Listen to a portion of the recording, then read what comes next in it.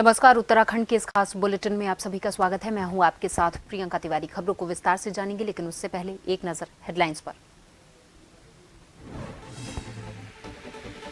लोकसभा चुनाव के परिणाम कल। उत्तराखंड में काउंटिंग सेंटर पर पुख्ता की गई सुरक्षा। सुबह 8 बजे से शुरू होगी मतगणना। बीजेपी कांग्रेस ने किए जीत के दावे।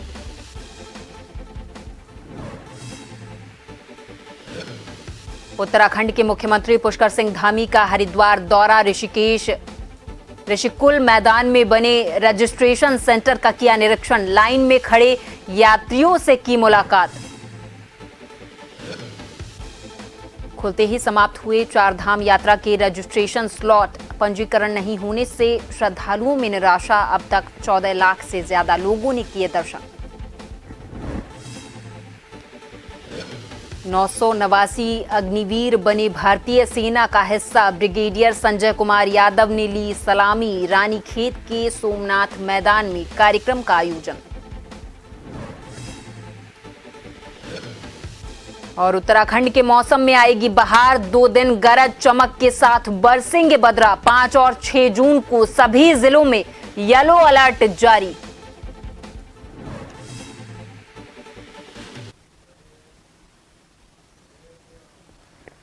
बढ़ेंगे खबरों की ओर। 4 जून को फैसला आ जाएगा कि देश में किसकी सरकार बनेगी, पर कांग्रेस और भाजपा के नेता अपने अपने दावे कर रहे हैं कि इस बार उन्हीं की सरकार बनने वाली है।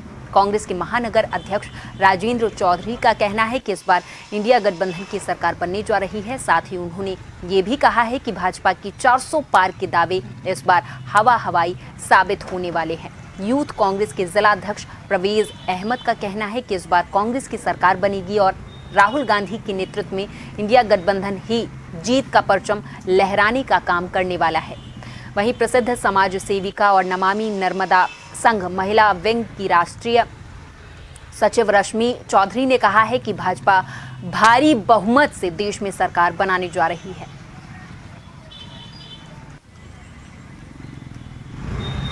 हमारा मानना है कि इंडिया गठबंधन जो है, जैसा कल माननीय खड़गे जी ने कहा है, 295 सीट जीत रहा है, तो मैं पूरी तरह से आश्वस्त हैं, क्योंकि इस बार युवाओं ने, बेरोजगारों ने, किसान ने, दलित ने, महिलाओं ने, महंगाई से त्रस्त लोगों ने, सबने इंडिया गठबंधन के पक्ष में मतदान किया है। इंडिया गठबंधन मुद्दों के साथ चुनाव में गया। इस बार उम्मीद तो पूरी है। जनता ने पूरे जोशो खरोश से कांग्रेस पार्टी को वोट दिया है। अब तो पूरा भाग्य ईवीएम में बंद है और जनता का अगर आशीर्वाद रहा तो कांग्रेस अच्छा रिजल्ट देगी। नरेंद्र मोदी जी हमारे प्रधानमंत्री बनने जा रहे हैं और हमारे हरिद्वार से, डिस्ट्रिक्ट हरिद्वार से हमारे बहुत ही ये कहना चाहिए कि ऐसे पूर्व मुख्यमंत्री जिन्होंने इस उत्तराखंड के लिए विकास की गंगा बहाई और अभी भी हमारी सरकार गंगा बहा रही है, तो हमारे सांसद त्रिवेंद्र सिंह रावत जी, हमने तो उनको बनावा सांसद मान लिया है और 4 जून को जब रिजल्ट आएगा तो आप देखना हम बम्पर वोटों से जीत रहे हैं। एग्जिट पोल में उत्तराखंड में बीजेपी को फिर से 5 सीटें जीतने की संभावना जताई जा रही है। इस एग्जिट पोल को लेकर बीजेपी के प्रदेश अध्यक्ष महेंद्र भट्ट ने कहा है कि ये जीत कार्यकर्ताओं की जीत है और पार्टी ऐसे लोगों को सम्मानित भी करेगी। पार्टी ऐसे विधायकों को सम्मानित करेगी जिनके विधानसभा में 80% मत बीजेपी के पक्ष में पड़े हैं। साथ ही ऐसे बूथ अध्यक्षों को भी पार्टी सम्मानित करेगी जिस बूथ पर 90% से अधिक वोट बीजेपी के पक्ष में हुआ है।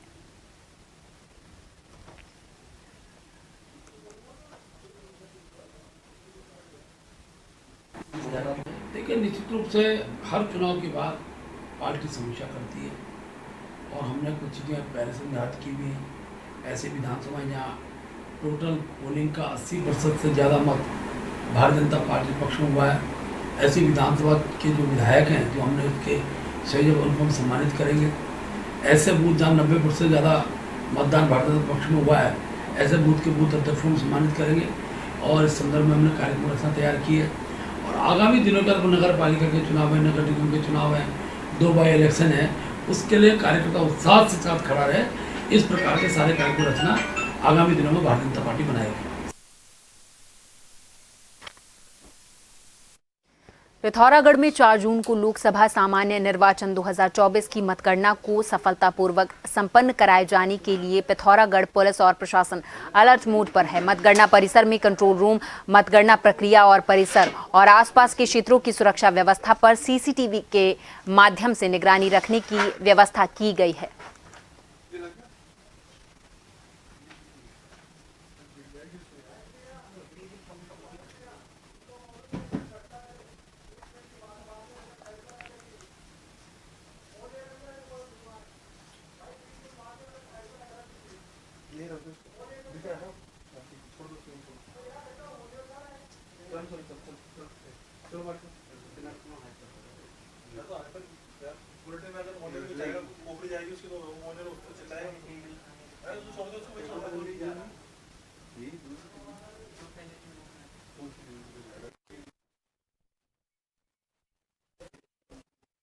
उत्तराखंड के मुख्यमंत्री पुष्कर सिंह धामी अचानक हरिद्वार पहुंचे और ऋषिकुल मैदान में बने रजिस्ट्रेशन सेंटर का निरीक्षण किया है। इस दौरान सीएम धामी ने रजिस्ट्रेशन कराने के लिए लाइन में खड़े यात्रियों से भी मुलाकात की है और उनसे भी व्यवस्थाओं की जानकारी ली है। सीएम धामी से मुलाकात के बाद यात्रियों ने जय श्री राम और हर हर महादेव और बद्री केदार के जयकारे लगाए हैं।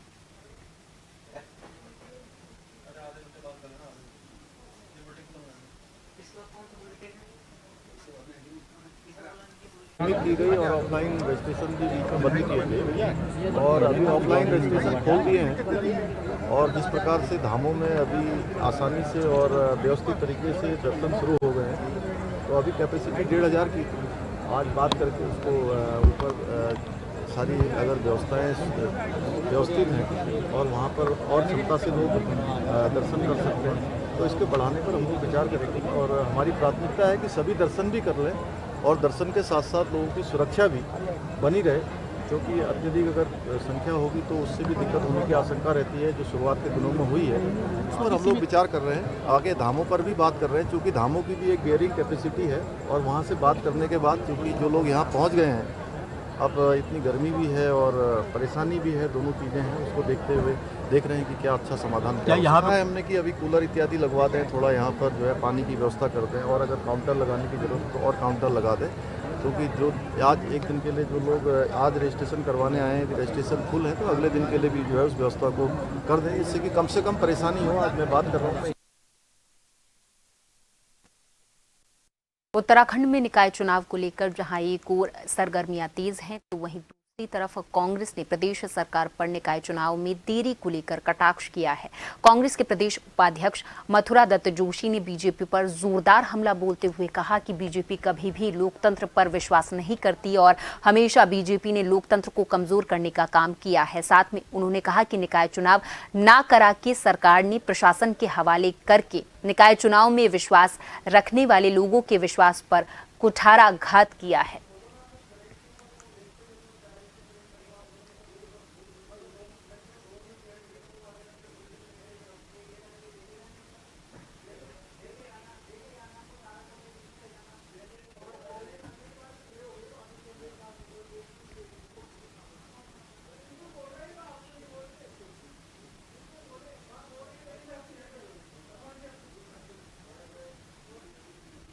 कि सरकार निकाय चुनाव कराने के प्रति कतई गंभीर नहीं है। सरकार का स्थानीय लोकतंत्र में या लोकतंत्र की प्रथम सीढ़ी में कतई विश्वास नहीं है।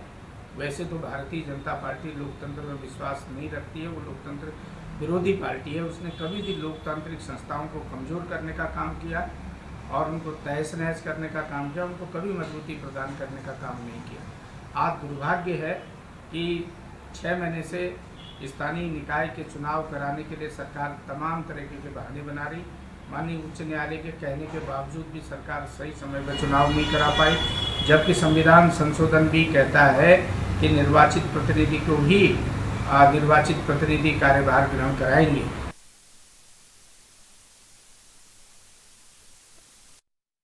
भाजपा जिला पंचायत सदस्य प्रतिनिधि और वरिष्ठ भाजपा नेता अनीस अहमद ने दावा किया है कि इस बार भी देश में मोदी सरकार बनने जा रही है। हालांकि उन्होंने ये भी माना है कि कांग्रेस का भी इस बार वोट बैंक बढ़ोतरी के साथ आएगा, जिसके कारण भाजपा का 400 पार का दावा पूरा ना हो पाए।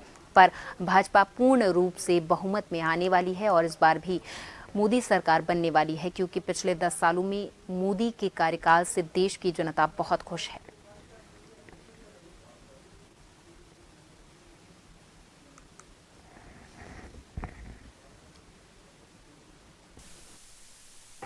ये 4 जून का जो भी कल परिणाम घोषित होगा,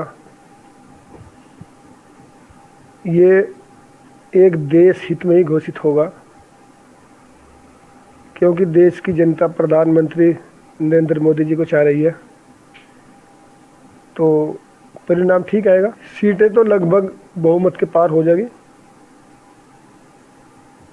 400 के पार तो शायद ना हो, लेकिन बहुमत के पार हो जाएगी मेरे अनुमान से। जो 400 का नारा था, 400 का नारा भी था, 400 का नारा से पार भी हो जाता, ऐसी बात नहीं, लेकिन कुछ चुनाव चलता है, कुछ हो जाए, इसमें खामियां होती हैं कुछ। और यहाँ पर रुकेंगे एक छोटे से ब्रेक के लिए। ब्रेक के बाद भी खबरों का सिलसिला लगातार जारी है।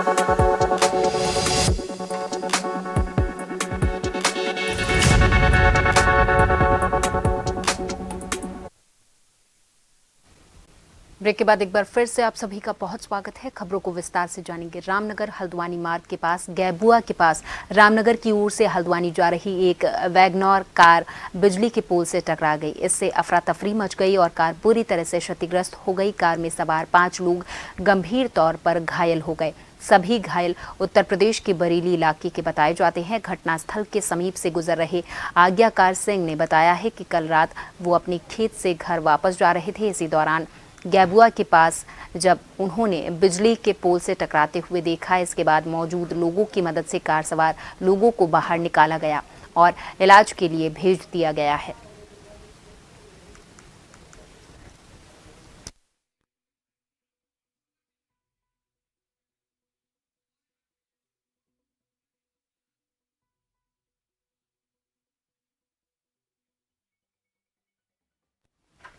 निकायों में प्रशासकों का कार्यकाल एक बार फिर से बढ़ा दिया गया है। ये कार्यकाल अगले 3 महीने के लिए बढ़ाया गया है। राज्यपाल की संस्तुति के बाद शहर विकास सचिव रमेश कुमार सुधांशु ने आदेश जारी किए हैं। जारी आदेश में हवाला दिया गया है कि लोकसभा चुनाव की आदर्श आचार संहिता 6 जून तक प्रभावी है। ऐसे में 3 माह के लिए ये कार्यकाल फिर से बढ़ा दिया जाता है। वहीं कांग्रेस ने सरकार पर तंज कसा है और कहा है कि सरकार को निकाय चुनाव में अपनी हार का डर है, इसलिए प्रशासकों का कार्यकाल बढ़ाया गया है।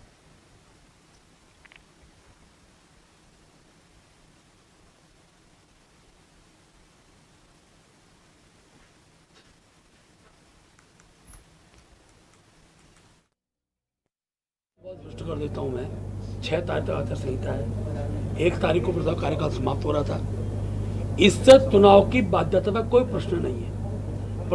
मतलब 4 दिन भी 5 दिन भी किसी भी नगरपालिका नगर निगम को बिना प्रशासक रखा नहीं जा सकता। इसलिए एक अवधि के लिए कार्यकाल बढ़ाया।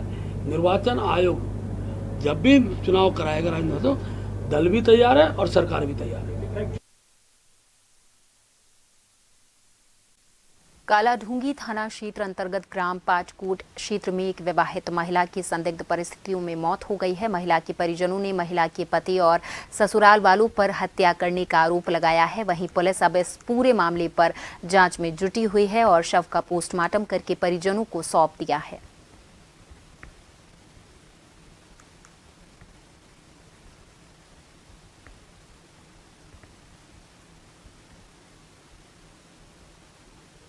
हत्या करी है, क्योंकि इन्होंने हमें बताया नहीं। हमें तो कल लगा 2:30 बजे बताया और इन्होंने खुद ही अभी 2 महीने पहले भी मार पीट के भगाया था उसको। और फिर इन्होंने दोबारा बुलाया कि मतलब अभी सही हो गया, अभी तू आ जा। और इन्होंने फिर से उसको मतलब जहर, मुझे नहीं लगता कि वो जहर खाने वाली थी, क्योंकि मुझे पक्का विश्वास, वो खा ही नहीं सकती थी जहर, क्योंकि ऐसे तो हमने उनको वो ही नहीं है कि इतना काम करने वाली, काज करने वाली, अपने बच्चों को कभी नहीं छोड़ा। कहाँ शादी करी थी आपने? हमने उसके पाटकोट में शादी करी। 13 साल पहले। अब क्या चाहते हैं आप? मैं तो चाहती हूँ इस आदमी को ना बंद कर, जिसने हमारी लड़की को मारा ना, इसे सजा पक्की मिलनी चाहिए। बच्चे उसकी दादी पाले चाहे उसका चाचा पाले, कोई पाला, हमें उससे मतलब नहीं, पर हमें इंसाफ चाहिए कि इस आदमी को पक्का बंद, आज ये कर रहा है कल को 4 लड़कियों को और कोई मारेगा। मेरी खुद की 2 बेटियां, मैं नहीं चाहती कि किसी की लड़की के साथ ऐसा हो। लोहाघाट की सफाई व्यवस्था एक बार फिर से चरमरा गई है। नगर की डीसीएम चौराहा, अस्पताल गेट और एसडीएम कोर्ट के पास लोगों की ओर से खुले में कूड़ा फेंका जा रहा है और इसे दोपहर तक पालिका ने नहीं उठाया है, जबकि दावा है कि कचरा घर घर जाकर उठाया जाता है। इस दौरान निवर्तमान पालिका अध्यक्ष गोविंद वर्मा और सभी सभासदों ने पालिका प्रशासन और अधिशासी अधिकारी से नगर की साफ सफाई व्यवस्था दुरुस्त करने और सड़कों में कूड़ा फेंकने वाले लोगों पर कार्रवाई करने की मांग की है।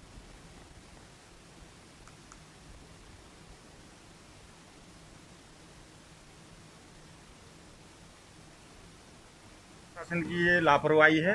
काफी दिनों से ये कूड़ा पड़ा हुआ है, ये उठता नहीं है 10-10 बजे तक भी, और गांव से लोग यहाँ अस्पताल पहुंच जाते हैं दवाई लेने के लिए, कूड़ा नहीं उठता है। इसी तरह चारों तरफ शहर में कूड़ा बिखरा पड़ा हुआ है, कोई सुनने वाला नहीं, कोई कहने वाला नहीं, और हम लोग कहते भी हैं तो उसके बाद ये लोग मानते नहीं है। और ये कुछ शरारती तत्व रोज ये अस्पताल के आगे यहाँ पर कूड़ा डालते हैं, और हम लोगों में काफी नाराजगी है, अस्पताल प्रशासन में भी नाराजगी है कि हमारे गेट के सामने ये लोग कूड़ा डालते हैं, और हम लोग ये चाहते हैं कि नगर पालिका इसका तुरंत समाधान करे। जब से प्रशासक बैठा है सारे मोहल्ले वाले परेशान हैं, तमाम में इतनी गंदगी हो गई है और बंदर और कुत्ते जहाँ तहाँ गंदगी ला रहे हैं। और एसडीएम कोर्ट के पास तो इतना सारा कूड़ा है कि मतलब आए दिन स्कूल के बच्चों का स्कूल जाना भी दुभर हो गया है, और बच्चों को भी काट देते हैं, और ये सफाई तो बिल्कुल भी नहीं है। और जो ये पीलिया, घर घर पीलिया और ये टाइफाइड का जो प्रकोप फैल रहा है, आने वाले समय में महामारी का भी डर है।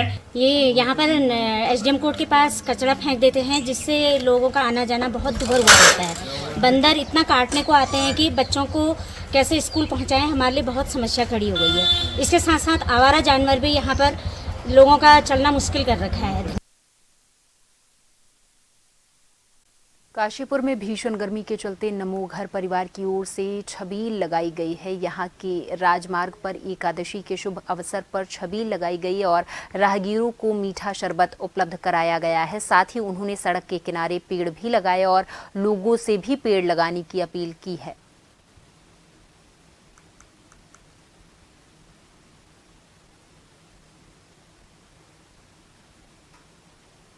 और से हमने सबसे पहले शरबत वितरण किया, जो बहुत ही ज़्यादा सक्सेसफुल रहा उस चीज़ में। फिर हमने वृक्षारोपण किया है, जिससे जैसी बढ़ती गर्मी दिख रही है उस हिसाब से दो हमने पौधे लगाए हैं। इससे मैं आप सबसे अनुरोध करूंगी कि आप सब भी अपने घरों में या बाहर 2-2 पौधे ज़रूर लगाएं। यस। जैसी बढ़ती गर्मी दिख रही है उस हिसाब से आप रोज़ वृक्ष लगाते रहें। प्रोग्राम यह है, इस तड़कती गर्मी में, भयंकर गर्मी में हम लोगों ने एक शरबत का आयोजन किया था नमो नवा में। काफ़ी पब्लिक आई और सभी लोगों ने शरबत वितरण किया। उसके बाद एक वृक्षारोपण का कार्यक्रम किया, जिसने सभी ने 1-1, 2-2 वृक्ष लगाए नमो नवा में। ये सभी का सहयोग रहा। लगाया है, बहुत ज़्यादा गर्मी बढ़ रही है, बहुत ज़्यादा हाहाकार मचा हुआ है, हर तरफ टेम्परेचर बहुत ज़्यादा हाई हो रहा है, और इसको देखते हुए थोड़ी राहत देने के लिए लोगों को, पब्लिक को बहुत परेशान है, तो इसलिए ठंडा पानी का इंतजाम किया गया है। उसके अलावा पूरे परिवार की तरफ से, नमो परिवार की तरफ से पेड़ 2-2 पेड़ लगाए गए हैं, और हम चाहते हैं कि पूरा हिंदुस्तान मिलजुल कर 2-2 पेड़ लगाए और वृक्षारोपण करे, और ये जो महामारी गर्मी की पड़ रही है इससे रुके। शातिर चोरों का दुस्साहस बढ़ता जा रहा है। आंखें झपकते ही स्कूटी पार कर दी। मामला कोतवाली गंग नहर अंतर्गत रुड़की आवास विकास चौक के पास का है, जहां दुष्यंत मल्होत्रा टिफिन देने के लिए अंदर गया। तुरंत ही नकाबपोश शातिर चोरों ने मौका पाकर स्कूटी साफ कर दी। शातिर चोर की ये पूरी वारदात सीसीटीवी में कैद हो गई है। पुलिस सीसीटीवी की मदद से चोर की तलाश में जुट गई है।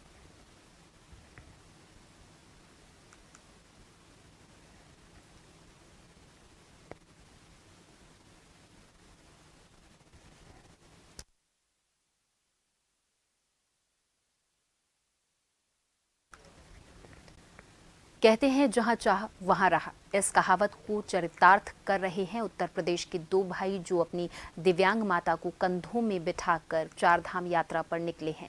इन दोनों भाइयों का कहना है कि जिस प्रकार लोग आज अपनी बुजुर्ग माता पिता को वृद्ध आश्रम में छोड़ रहे हैं, उसी से ये संदेश देने के लिए हिमाचल प्रदेश से उन्होंने ये यात्रा शुरू की है और 106 दिनों में 1500 किलोमीटर की दूरी तय कर चुके हैं। उत्तराखंड एवं हिमाचल प्रदेश के सभी तीर्थ स्थानों के बाद ये यात्रा राम मंदिर अयोध्या में संपन्न होगी।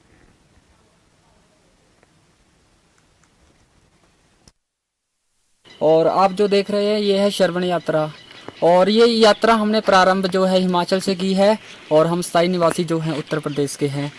इस यात्रा को हमने जो प्रारंभ किया था 18 फरवरी 2024 को किया था और आज चलते चलते हमें लगभग नहीं 105 ही दिन हो चुके हैं और अभी तक हमारा काफ़ी सफ़र जो है तय हो चुका है, जैसे कि हरिद्वार, मनसा देवी, चंडी देवी, वीरभद्र, नीलकंठ, सुरकुंडा देवी और गंगोत्री और यमुनोत्री। अभी इसके पश्चात हम केदार बाबा के दर्शन करेंगे और बद्रीनाथ भी जाएंगे और अंत में हम अयोध्या राम मंदिर जाएंगे। उसके पश्चात पैदल ही हम अपने घर भी जाएंगे और इसका उद्देश्य सनातनियों को जगाना, माता पिता के प्रति, गुरुजनों के प्रति जो प्रेम भाव है बनाए रखना है। सोमेश्वर विधानसभा के सैलानी पायखाम की मिलान पर अराजक तत्वों ने आग लगा दी है। देखते ही देखते आग काफी क्षेत्र में फैल गई। स्थानीय ग्रामीणों ने वन विभाग को सूचना दी। सूचना मिलते ही वन दरोगा हरेंद्र सतवाल, मनमोहन सिंह बोरा वन विभाग टीम के साथ घटनास्थल पर पहुंचे और 2.5 घंटे की कड़ी मशक्कत के बाद आग पर काबू पाया है।